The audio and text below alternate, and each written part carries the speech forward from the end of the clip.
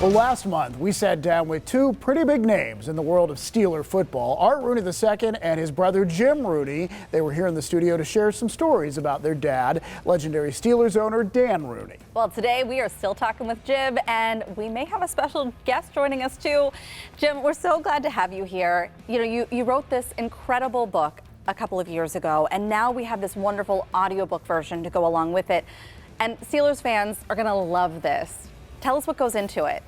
So, you know, in the book, we tell my father's story. We talk about his work in the NFL. We talk about his work with the Steelers, and we really show, I think, you know, how you can be an effective leader, how you can be strong, but still have real compassion for those who you have an impact with. But in the audio book, you know, we have all these firsthand accounts. You get to hear from the great players and the other folks in my father's life, including my brother Art, you know, hear firsthand what it was like to have him impact their life and really become, I think in many of these cases, mentors to them.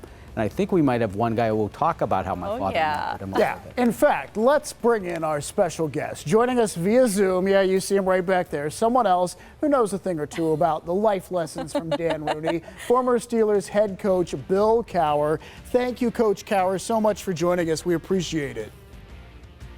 It's great to be here. Anytime you want to talk about Dan Rooney, I'm available. Well, and talk to us about why you want to be part of this project. Why is it so important to you?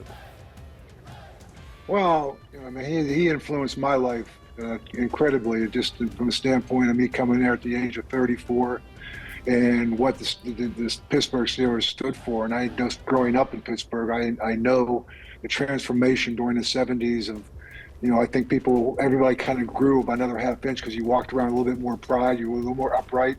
Mm-hmm. You know, they kind of represented what the city was all about: hard work, dedication, commitment, and the level of excellence. And so, you know, he was a very influential guy for me. He was my boss.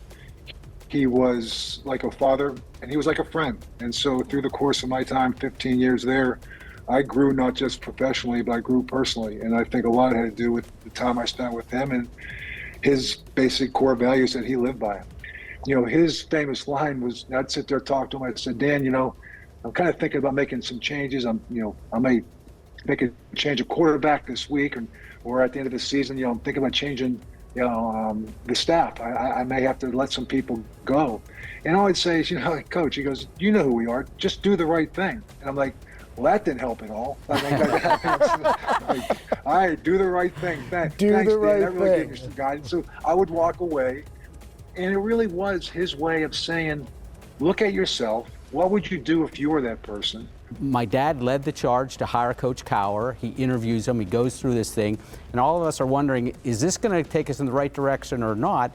And Bill just really embraced my father, his mentorship, the friendship that they had, and I got to watch from the sidelines Bill Cowher grow. He was bound to be a great coach, but he became, you know, better and better as a coach and as how he built those relationships with people. And I see him now on CBS, and I really feel like sometimes I'll see a conversation that he's in and how he's relating to someone, and it feels like, okay, I see my dad a little bit in that conversation when I see Bill talking to people or maybe interviewing someone on CBS. And that's what the core values of Pittsburghers are, right? He didn't care where you were, where you lived, what your job was. Just bring your lunch pail, go to work, do it the right way, and everything else will take care of itself. What a wonderful conversation. Again, the audiobook is called A Different Way to Win, and it's available now.